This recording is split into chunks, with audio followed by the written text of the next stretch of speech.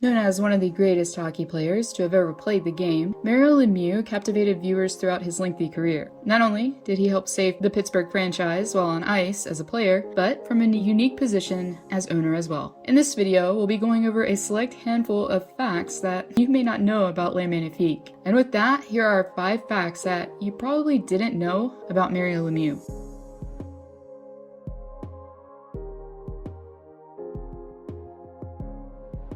When you're considered one of the best to ever do it, well, it's easy for those around you to be overshadowed in results. And that's exactly what happened to Mario's 2 older brothers, Alain and Richard. As you would expect for all 3, hockey was indeed a lifestyle growing up. From playing hockey on the homemade rink out back, to even having packed snow brought in for skating practice in the hallway of the family home, the Lemieux were constantly immersed in the sport. But what many may not know watching is, Mario wasn't the first out of the Lemieux clan to have been drafted into the NHL. Richard was selected 39th by the Vancouver Canucks in 1971. Alain went nearly a decade later in 1980 to the St. Louis Blues, 96th overall. Comparatively speaking, however, Richard's career was much shorter than his younger brother's. Therefore, as his younger brother was fixing to move on from the QMJHL, just as he once did before, Alain had already become a seasoned forward for St. Louis. However, after a stint with the Quebec Nordiques and some time spent in the minors, Alain decided to take his talents overseas to Switzerland, something that he would soon come to regret. According to an article from the United Press, it was Mario who relayed his brother's predicament to GM at the time, Eddie Johnston. He wasn't happy over there, Lemieux recalled. He came back here and was looking for a job, so his agent talked to EJ. And I talked to EJ, he says. Well, as you would expect, the franchise star was hard to say no to, and the Penguins offered the free agent a contract in result. And yes, as previously indicated, what was likely a dream for both brothers came true as they suited up to take on the Calgary Flames in February of 1987. After not notching a point, however, Alain was sent down to the minors. Even though it was just one game, it's an experience that both Lemieux will likely never forget.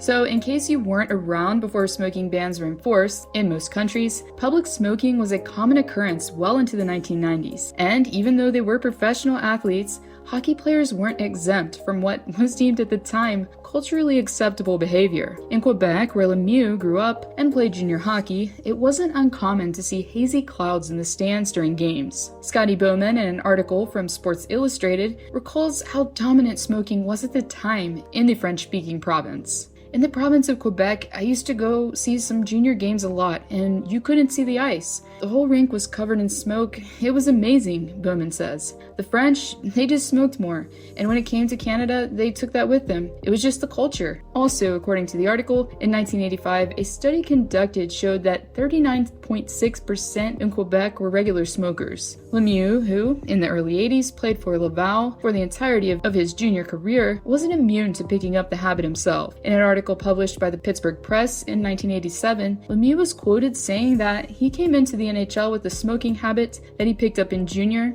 and even admitted to smoking nearly a pack a day prior to quitting in his early 20s.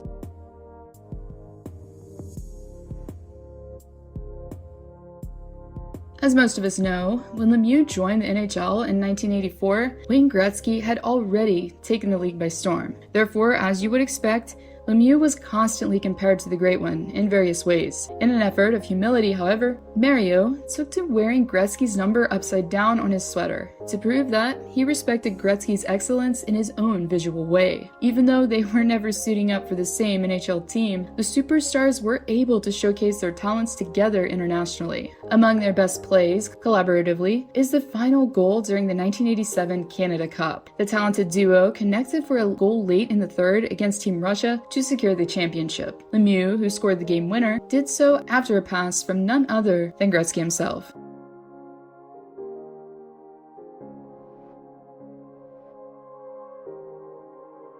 In the year that followed, in 1988, Lemieux, who had been dazzling the hockey world for season upon season at that point, did something that no one had done before. In a regular season game against the New Jersey Devils on New Year's Eve, Lemieux would go on to score 5 goals in 5 different ways. To kick off the onslaught, Lemieux scored at even strength after going through the Devils' defense. Before the end of the first, Mario was able to score while short-handed and on the man advantage. After notching the hat trick at that point, almost like it was destiny, number 66 was granted a rare penalty shot and scored. And in Hollywood fashion, the captain was able to get the empty netter in the final second of the contest, submitting the unique record. To this day, no NHL player has been able to accomplish the same feat, and considering where the game is headed, it's unlikely that it will happen in the modern era.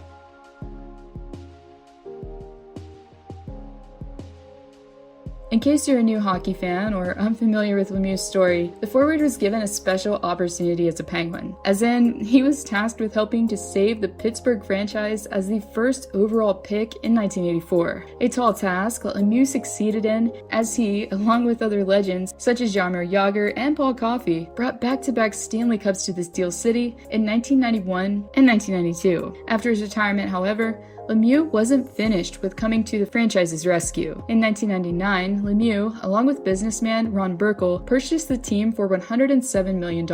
However, after Lemieux came out of retirement at the start of the millennium, he instantly made history in a unique way, as he was the first NHL player to ever play for a team that he owned simultaneously. Interestingly, he wasn't finished making history in that regard. Following the Penguins' victory over the Red Wings in 2009, Lemieux became the first person to have his name on the Stanley Cup as both player and owner. This, of course, has helped cement his legacy as the savior of the Berg in multiple ways.